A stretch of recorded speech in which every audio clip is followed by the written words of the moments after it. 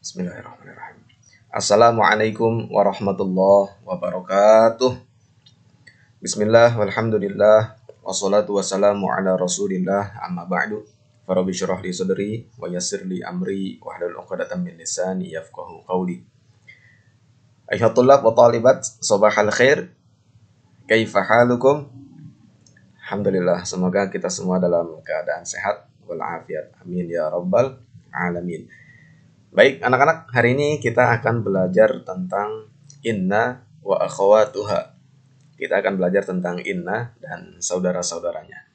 Sebelumnya, mari sama-sama kita buka pembelajaran ini dengan membaca lafaz basmalah. Bismillahirrahmanirrahim. Baik, anak-anak, berikut ini adalah kompetensi yang harus dicapai setelah mengikuti proses pembelajaran ini. Indikatornya adalah yang pertama, memahami fungsi inna wa akhwatuha. Kemudian yang kedua, mengubah susunan gramatikal mubtada khobar menjadi inna wa akhwatuha plus isim plus khobar. Kemudian yang ketiga, membuat kalimat sederhana dengan susunan gramatikal inna wa akhwatuha. Dan yang terakhir, menyimpulkan kaidah-kaidah tentang inna wa akhwatuha. Inilah kompetensi yang harus dicapai setelah mengikuti proses pembelajaran ini. Baik, anak-anak, langsung saja kita membahas tentang inna wa akhwatuha. Coba kalian perhatikan kalimat-kalimat berikut ini.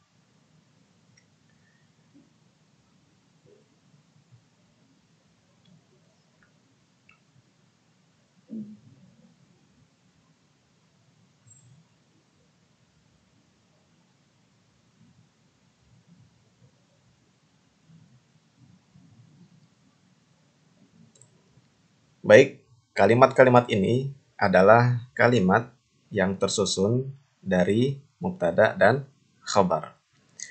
Kita lihat kalimat yang pertama, Zaidun alimun. Zaidun adalah mubtada, alimun adalah khabar.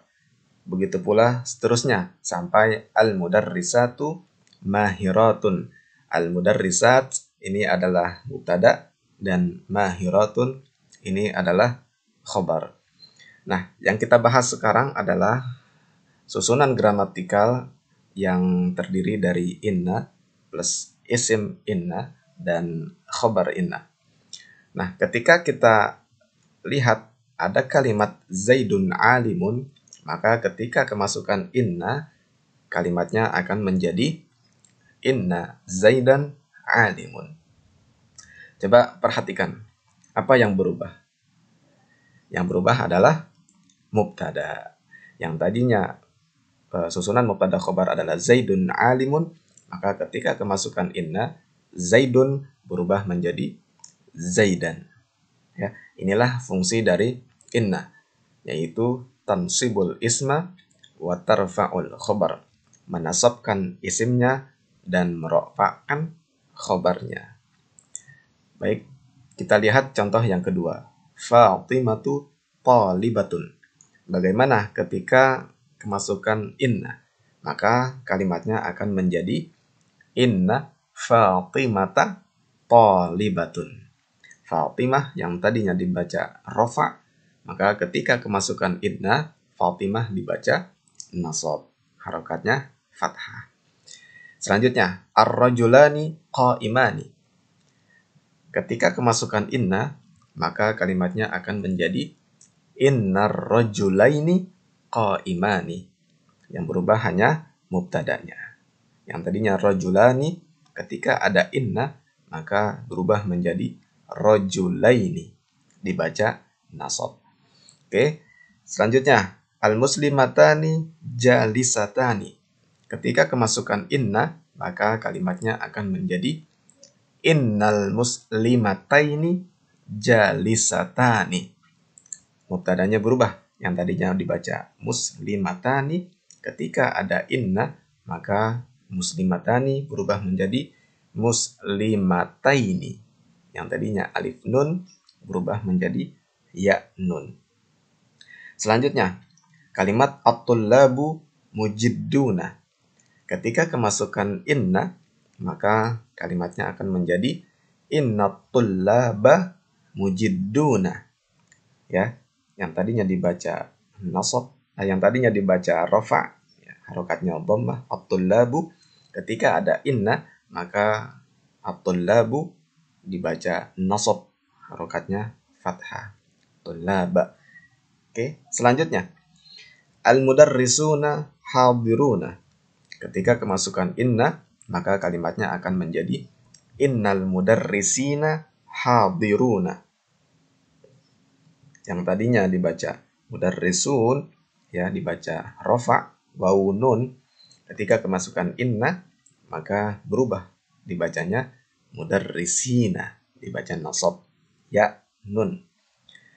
Selanjutnya al-mudarrisatu mahiratun.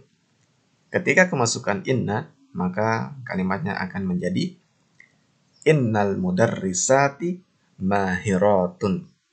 Ya, untuk jamak muannas salim ketika dibaca nasab harokatnya kasrah. Yang tadinya dhammah, ketika ada inna maka dibaca nasab. Oke. Ini adalah contoh kalimat mubtada khobar ketika kemasukan inna. Baik, kita lihat selanjutnya. Inna memiliki saudara, memiliki akhwat. Ya, apa saja saudara-saudara inna? Yang pertama ada anna, kemudian ada lakinna, kemudian ada ka'anna, kemudian ada laita, dan yang terakhir la'alla. Ya, huruf-huruf ini inna, anna, lakinna, ka'anna, laita, dan la'alla memiliki fungsi yang sama, yaitu tansibul isma wa tarfa'ul khabar, menasabkan isimnya dan merofakkan khabarnya. Nah, huruf-huruf ini inna, anna, lakinna, ka'anna, laita, la'alla disebut dengan al-ahruf an-nasikhah. Ya, huruf-huruf nasikhah. Nah, huruf-huruf ini memiliki makna. Ya, memiliki makna, memiliki arti. Huruf inna dan anna ini memiliki makna yang sama, yaitu litaukid, yaitu artinya untuk memperkuat, untuk, ya, taukid, untuk memperkuat. Nanti akan kita lihat contohnya. Kemudian lakinna ini maknanya adalah lil istidrak. Lil istidrak artinya adalah susulan. Maksudnya adalah menyusul perkataan yang lalu dengan perkataan yang ada di belakangnya. Ya, artinya lakinna itu artinya ya tetapi. Kita akan lihat nantinya contohnya. Kemudian ka'anna maknanya adalah ditashbih. Artinya mempersamakan atau menyerupakan. Ka'anna artinya seperti. Kemudian laita maknanya adalah litamanni, ya, berharap sesuatu yang tidak mungkin terjadi. Sedangkan la'alla maknanya adalah dirroja, ya, sama-sama berharap, tapi la'alla artinya lirroja, yaitu berharap sesuatu yang mungkin terjadi. Baik, kita lihat contohnya. Contoh dari inna. Innal mujidda najihun. Ya, karena memiliki makna litaukid, maka artinya innal mujidda najihun. Sesungguhnya orang yang bersungguh-sungguh itu najihun, sukses. Ya, ketika ada inna, maka isimnya harus dibaca nasab dan khobarnya harus dibaca rafa. Kemudian kita lihat contoh dari anna. Contohnya adalah alimtu anna talibaini najihani. Ya, artinya alimtu anna talibaini najihani. Saya tahu bahwasanya dua siswa itu najihani, sukses. Ya, ketika ada anna, maka isim annanya harus dibaca nasab. Ya, kemudian khabarnya harus dibaca rafa, alif nun, ini ya nun. Oke, Kita lihat contoh lakinna. Contohnya adalah asyamsu sati'atun lakinnal jawwa baridun. Asyamsu sati'atun, matahari itu bersinar terang. Lakinna, akan tetapi, al jawwa baridun, akan tetapi udara terasa sejuk atau dingin.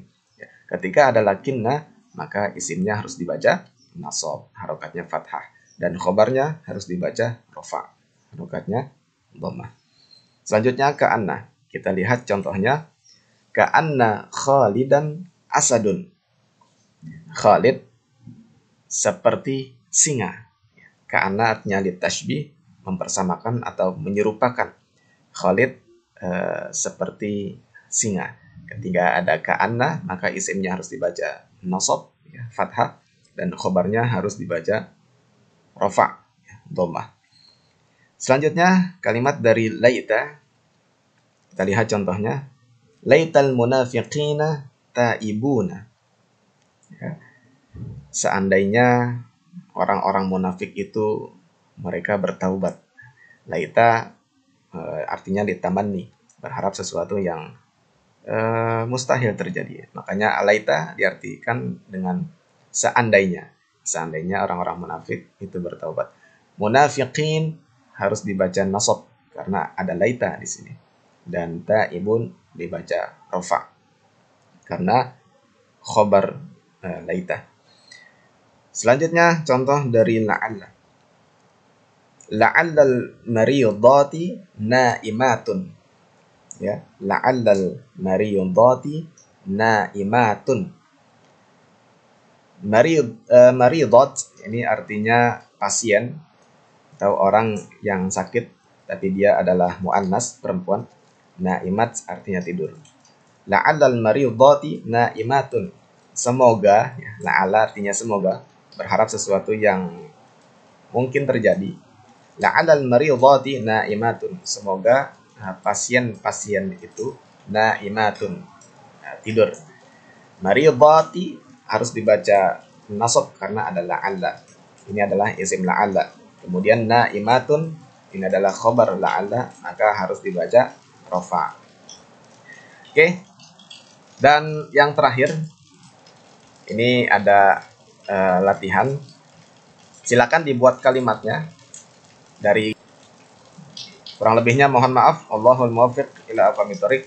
Wassalamualaikum warahmatullahi wabarakatuh.